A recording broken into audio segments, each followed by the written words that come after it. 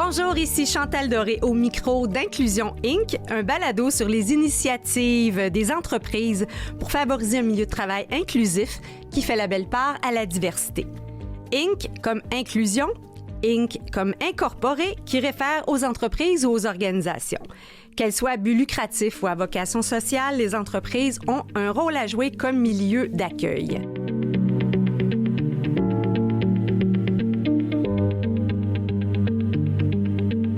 Chantal Doré, qui a le grand plaisir de vous retrouver pour une deuxième saison du balado Inclusion Inc. Et on a eu l'occasion de mettre un peu la table sur le sujet dans la première saison. Et j'avais envie, pour lancer cette deuxième saison, d'être avec une personne qui va être en mesure, premièrement, de nous raconter un petit peu plus sur différentes perspectives, comment ça a pu évoluer l'EDI au fil du temps, mais également voir comment cela s'incarne dans différents milieux. Donc, on parle d'Inclusion Inc., donc oui, les entreprises, mais l'EDI est présent dans les institutions publiques, dans les organismes à but lucratif, dans les entreprises d'économie sociale. Et je nous ai déniché l'invité parfait pour parler de toute cette diversité dans la diversité. Il s'appelle Souleymane Guissé. Il est médiateur interculturel, formateur et conférencier et spécialiste en EDI, donc équité, diversité et inclusion. Bonjour Souleymane. Bonjour Chantal, content d'être ici. Merci encore de l'invitation. Bien, vous aviez tellement une feuille de route extraordinaire. J'ai découvert là, que vous avez eu dans un parcours vous avez un parcours de consultant très riche, mais vous avez aussi été président du Conseil interculturel de Montréal pour la Ville de Montréal.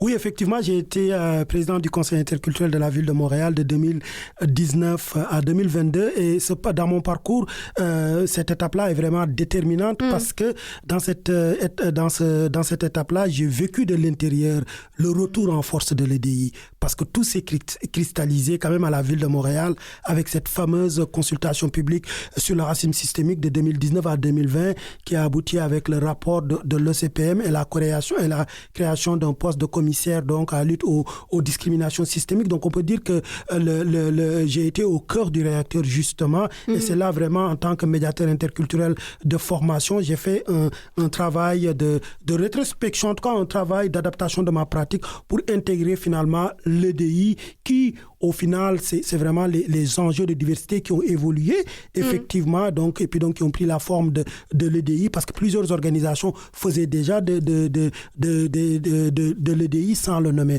Maintenant, avec cette consultation publique sur le racisme systémique, avec ce qu'on a noté, George Echaquan ou encore George Floyd, tout ça a contribué à remettre en fait l'EDI sur le devant de la scène des organisations justement québécoises, qu'elles soient justement Inc. ou OBNL ou de l'économie sociale ou justement j'exerce comme chargé de projet à la formation, responsable des dossiers EDI au comité sectoriel de main-d'œuvre de l'économie sociale, justement de l'action communautaire. Okay.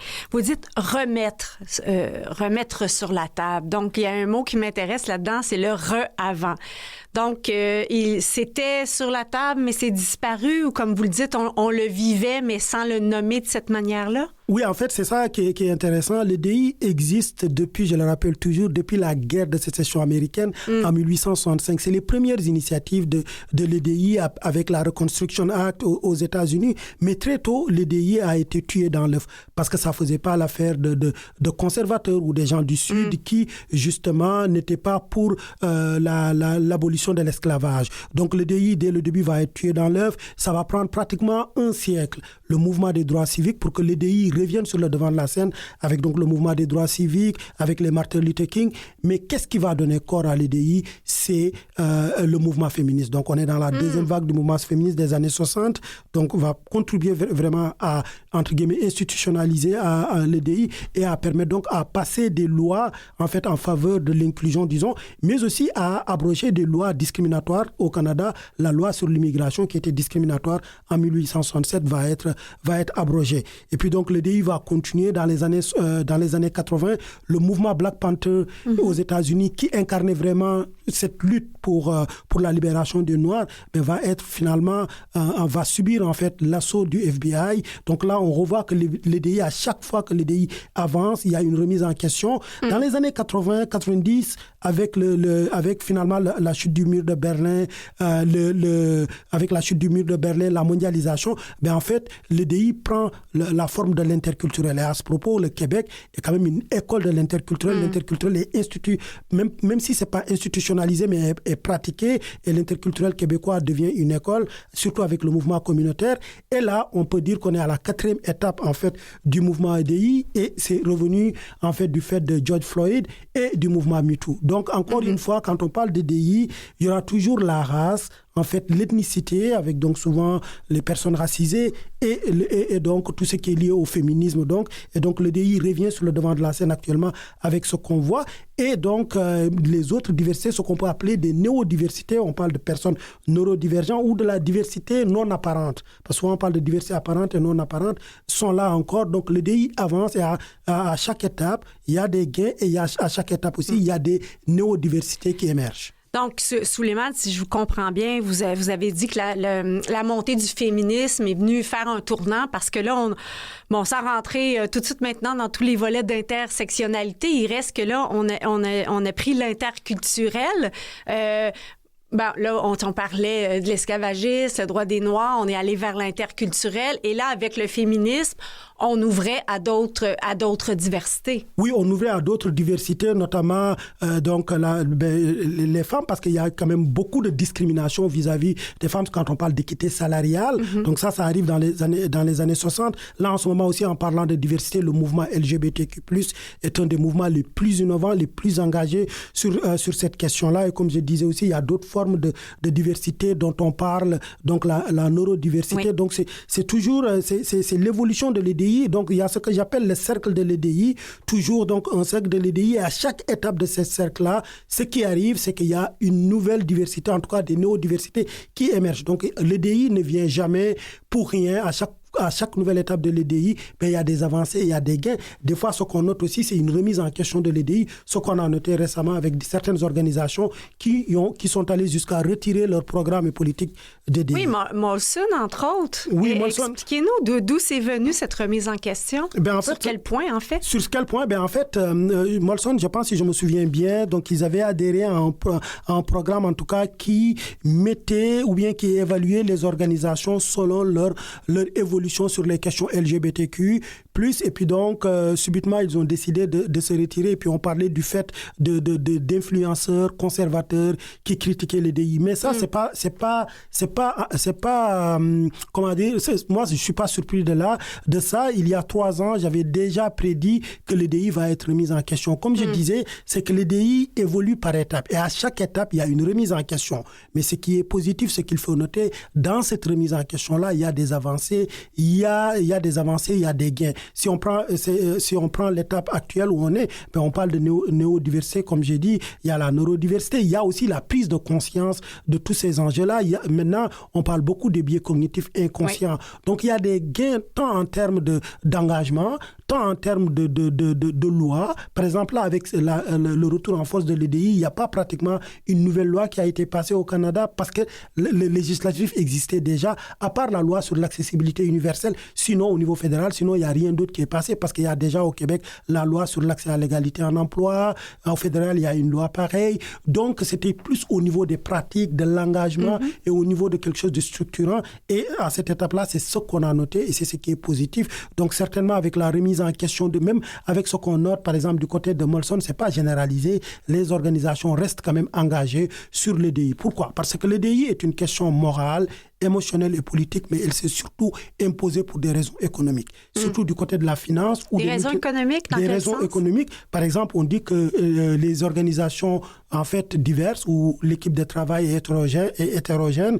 mais en fait, on note un taux de productivité de plus de 30%. On note aussi en termes de marque employeur une organisation qui... Donc, on a vu que c'était rentable d'aller d'opter pour des pratiques d'EDI. Oui, comme on dit en anglais, diversity is good for business. Donc, c'est ça qu'on dit. Désolé de l'anglais. Mais en fait, l'EDI, c'est pourquoi c'est populaire du côté du Inc., en fait, du privé. Pourquoi? Parce qu'ils ont flairé la chose. Ils ont vu, c'est du retour sur investissement. Une banque qui reflète la diversité de ses clients, mais attire plus de clients et ça fait plus d'argent. Mais aussi, quand on remonte à l'histoire de l'EDI, et le milieu financier s'est engagé en EDI pour éviter les procès. Parce que dans les années 60, Wall Street a payé beaucoup. Et donc, on monte les revenus puis on essaie de baisser les dépenses grâce à ce levier. Et puis l'image, côté marketing, c'est gagnant. On a juste à aller, nous, on est près ici, notre studio est près du village gay, puis à peu près toutes les succursales bancaires ont le drapeau et tout. Justement, donc, et puis là, ça va peut-être nous permettre de faire la transition avec l'économie sociale, qui est très particulière. C'est exactement. Désolé, c'est pas moi qui anime, c'est vous qui animez. mais voyez, on est sur la même longueur d'onde parce que vous nous avez fait le plaisir d'écouter 2 des épisodes l'année dernière, Hydro-Québec et la Caisse de dépôt de placement du Québec. Donc, on est plus dans des institutions et j'avais envie d'entendre aussi votre vision des OBNL et des entreprises d'économie sociale parce que pour ces organisations-là, ce n'est pas une question législative qui fait qu'on s'y intéressait, c'est une question de valeurs fondamentales et de vision de la vie. Effectivement, Chantal, en fait, c'est ça qui est intéressant. Et puis, je suis très content de faire de l'EDI dans le domaine de l'économie sociale et des OBNL. Effectivement, donc, au Québec, il y a ce qu'on appelle la loi sur l'accès à l'égalité en emploi qui oblige certaines des institutions, justement, à avoir un niveau de représentativité des groupes cibles. Donc, il y en a les femmes, les personnes racisées, les minorités ethniques, les minorités ethniques, les Premières Nations, mais aussi les personnes handicapées. Donc, c'est les 5 groupes. Et donc, la loi n'est pas parfaite parce qu'elle n'inclut pas les groupes LGBTQ+, qui sont dans l'angle mort, alors que c'est un groupe qui subit des discriminations. Donc, bref, cette loi-là oblige ces organisations-là, en tout cas, pousse ces organisations-là à faire des politiques, des pratiques de diversité.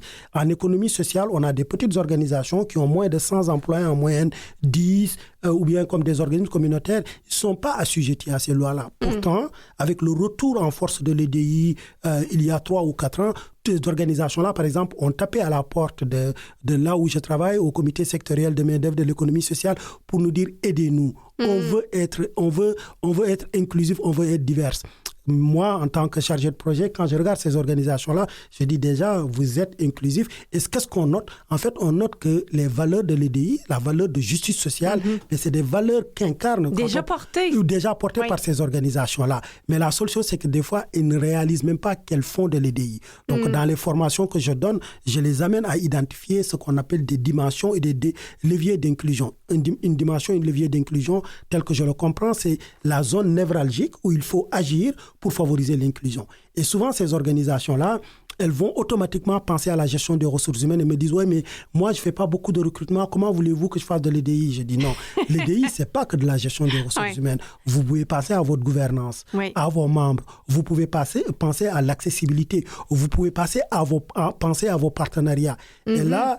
Et j'ai dit... Donc, être plus sur l'externe. Sur l'externe, ça peut être aussi sur l'interne par rapport aux membres, à la participation citoyenne, dépendamment de la mission de l'organisation. Et là, elles prennent conscience que finalement, elles font déjà de l'EDI, mais qu'elles ont du mal à le documenter. Et c'est ça qui est intéressant avec ces organisations-là. Je disais tantôt qu'il y a une remise en question de l'EDI dans certains secteurs. En économie sociale, ça n'existe pas. Il n'y a pas cette remise en question-là pour la seule et simple raison que ces organisations-là sont sincères. Elles ne le font pas pour le marketing. Elles le font finalement parce que c'est des valeurs. Moi, je vois des gestionnaires, des administrateurs face à l'EDI qui ont juste envie d'y aller parce que ça rejoint finalement leurs valeurs. Et quand on parle d'économie sociale, l'origine de l'économie sociale, à la base, c'était pour inclure justement les francophones, les francophones dans l'économie canadienne parce que les francophones étaient finalement à la marge de cette économie-là avec la création des jardins, par exemple. Donc, en fait, l'économie sociale ou le milieu communautaire aussi, c'est intrinsèquement lié à l'EDI. C'est juste dommage, par exemple, qu'on le réalise que maintenant. Donc, c'est des organisations naturellement inclusive. Maintenant, le défi de ces organisations-là, il y a ce qu'on a identifié, parce qu'on a lancé un laboratoire d'inclusion en économie sociale avec l'Institut de recherche sur les pratiques interculturelles et inclusives, IRIPI, du Collège de Maisonneuve. Et l'objectif de ce laboratoire d'inclusion-là, on est vraiment dans l'innovation sociale, dans ce qu'on appelle en anglais les Living Labs. Et l'idée, c'était de documenter les barrières à l'inclusion. On a mis sur l'axe ethnoculturel, mais c'était un prétexte pour élargir sur les autres types de diversité, mais aussi de produire des outils adaptés. Parce que ce qu'on a remarqué avec l'EDI, c'est qu'en économie sociale, les outils qui existaient, c'est quand on parle par exemple d'Hydro-Québec ou de la Caisse de dépôt du Québec, c'est-à-dire qu'ils vont avoir des outils sophistiqués qui sont faits pour des organisations avec plus de 500, 700 Oui, employés. puis c'est basé beaucoup sur les questionnaires, la représentativité, justement, les histoires de quotas. Alors que dans l'économie sociale, on est ailleurs, ou dans les OBNL, on est dans le qualitatif, on est sur d'autres éléments. Donc là, l'objectif de ce laboratoire-là aussi était non seulement de documenter les barrières, et quand on a documenté les barrières, on a identifié deux choses. Donc, on a identifié ce qu'on appelle les biais de valeur en économie sociale et les biais d'angle mort. Je pourrais expliquer plus tard. Excellent. Ça tombe bien. On va faire une courte pause, Souleymane Guissé. Merci beaucoup.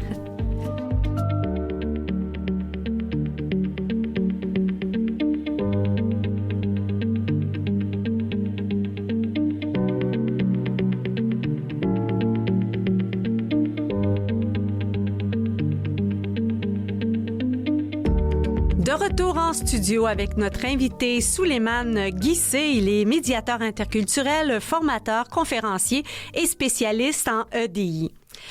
Il y a eu des événements à l'automne 2024 qui ont mis un peu l'EDI sur la... Malheureusement, c'est un sujet qui a fait couler beaucoup d'encre. C'est la situation dans l'école à Bedford. Et j'ai eu l'occasion d'entendre une entrevue de Rachida Aziz à l'émission de Patrick Masbourian où elle disait que c'était un peu une question d'EDI qui avait mal tourné, cette histoire-là. J'étais curieuse d'avoir votre avis, Souleymane, sur cette question-là. Donc, on sait qu'il y a eu 11 enseignants maghrébins qui finalement, à qui on a un peu montré la porte, mais les gens ne savent pas que les premiers lanceurs d'alerte étaient aussi des maghrébins. Donc, ça aurait été facile aussi de pointer une façon d'éduquer alors qu'il y avait des gens de la même communauté qui n'étaient pas d'accord avec le programme culturel qui était amené. Donc là, on en est question religieuse, mais c'est beaucoup plus large que ça. Oui, c'est beaucoup plus large et ce qu'on apprend sur ces questions-là, c'est que l'EDI, par rapport à ces enjeux-là, comme on dit toujours, la diversité est une richesse, mais aussi un défi. Il y a des défis et ce qu'on apprend dans ces questions-là, c'est qu'il ne faut jamais généraliser ni stigmatiser une communauté. C'est étant dit. Et puis, je suis d'accord avec Mme Aziz, c'est clair que c'est des questions d'EDI qui ont été mal gérées. Et quand je pense, par exemple, on parle beaucoup des gestionnaires et j'ai écouté certains chroniqueurs parler, le mot qui a attiré mon attention, c'est le mot principe. Là, je fais référence à Gérard Bouchard qui, dans un de ses articles, Qu'est-ce que l'interculturalisme, parlait justement des éléments de préséance ad hoc. Les éléments de préséance ad hoc, c'est ce qu'on peut dire sans théoriser, c'est vraiment dans une organisation ou dans un milieu de travail diversifié, il est de la responsabilité justement des gestionnaires de mettre en place un cadre où il y a des non négociables. L'égalité homme-femme, on ne saurait la remettre en question pas qu'au Québec, partout. C'est des principes non négociables. L'homophobie, c'est pas quelque chose d'acceptable. Le racisme. Donc, peu importe l'origine des travailleurs, peu importe qu'ils sont, la laïcité aussi, au niveau de laïcité, ça dépend comment on la conçoit, mais la place de la religion, ça doit toujours être encadré. Donc, ça, c'est le rôle aussi des gestionnaires de faire preuve de ce qu'on appelle un leadership inclusif. Et dans les principes et les piliers du leadership inclusif, il y a le courage stratégique. Un courage stratégique, ça veut dire quoi? Ça veut dire oui, on porte quelque chose, mais la façon dont on l'amène, c'est pas militant. C'est une façon très professionnelle. Donc voilà. Donc au niveau aussi de cette question-là, c'est que on est sur l'EDI, c'est professionnel. N'importe qui ne peut s'improviser en fait et spécialiste de l'EDI. Donc quand ces questions-là arrivent aussi, il faut avoir ce qu'on appelle un réflexe, ce que j'appelle souvent un réflexe diversité. Le réflexe diversité, c'est que ces questions-là, quand ça arrive ou ces enjeux-là, il faut que le gestionnaire ait le réflexe de s'outiller. Si elle n'a pas les outils de faire appel à des professionnels, à des consultants, justement, c'est pas que je fais mon marketing, mais pour les accompagner. Et aussi en EDI, une des pratiques qu'on conseille, c'est la proactivité. Quand on sent qu'il y a quelque chose c'est ça, qui ne va pas. Ça a longtemps, vous parliez de tuer dans l'œuf, mais ça a longtemps macéré cette situation-là et ça a eu le temps d'éclater.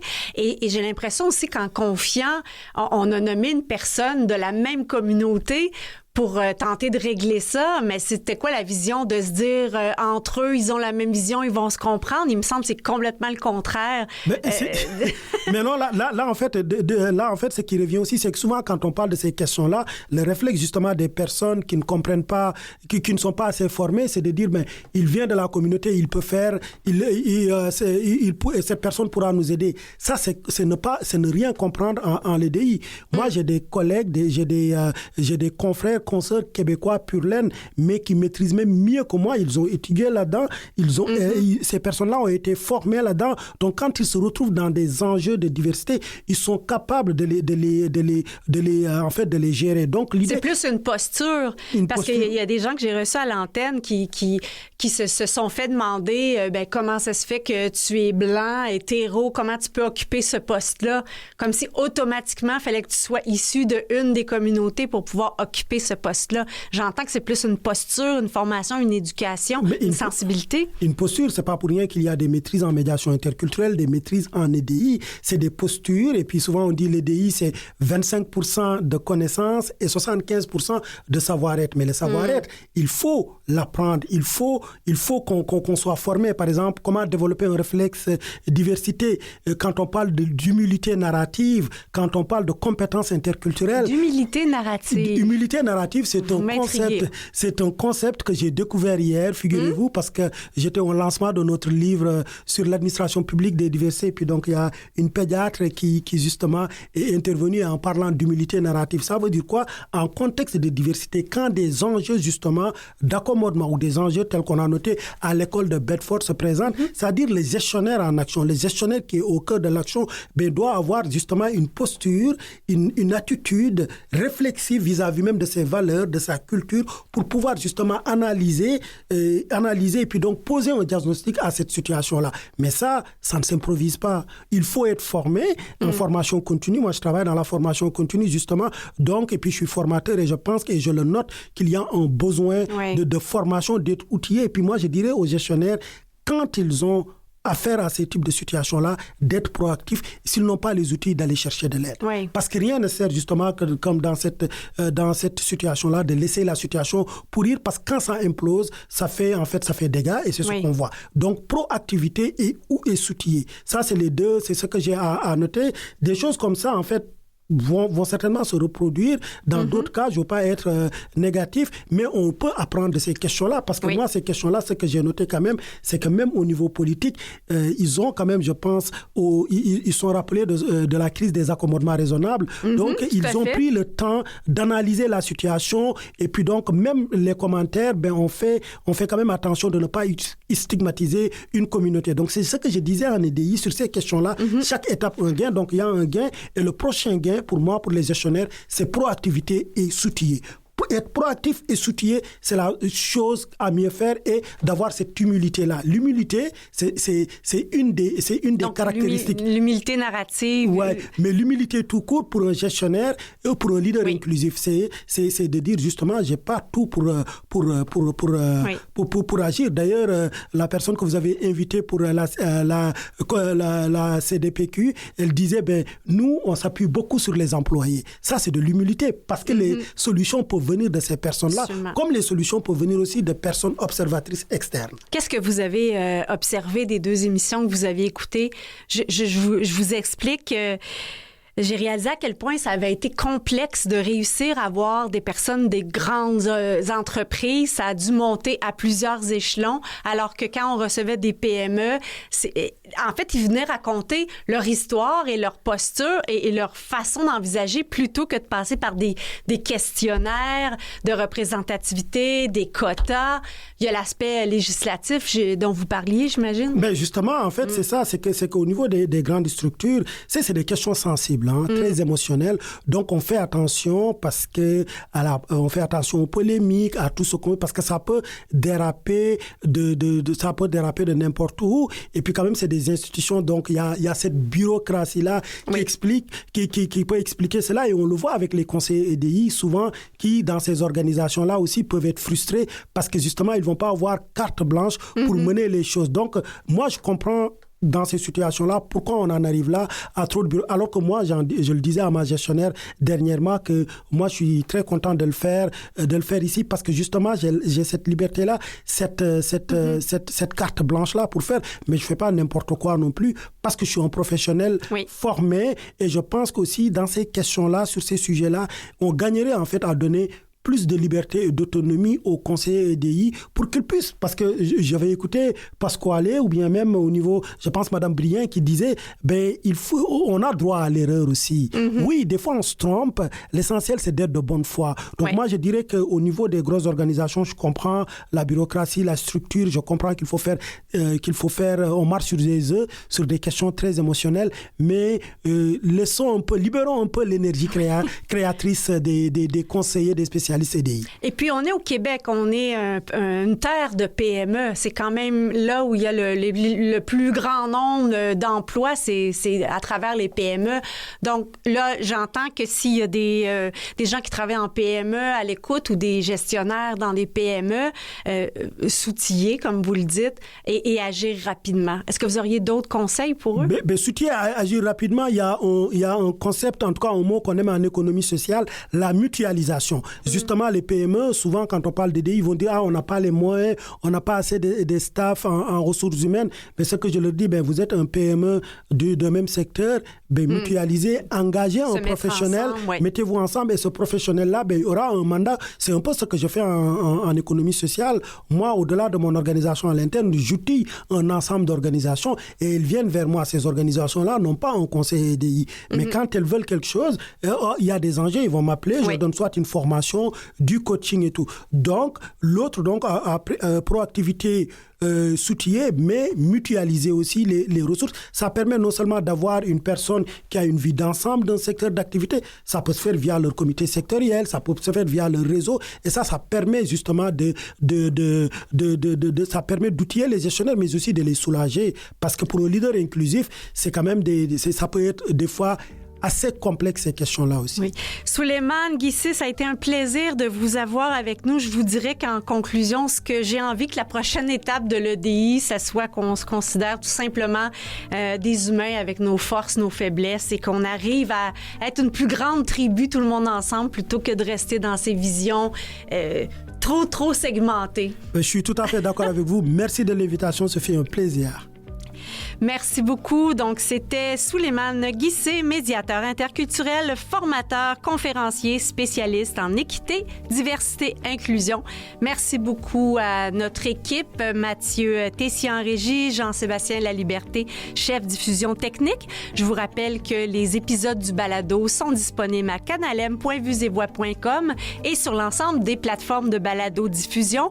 Nous vous préparons de nouveaux épisodes d'Inclusion Inc. Je vous espère à l'écoute. À très bientôt. Merci, au revoir.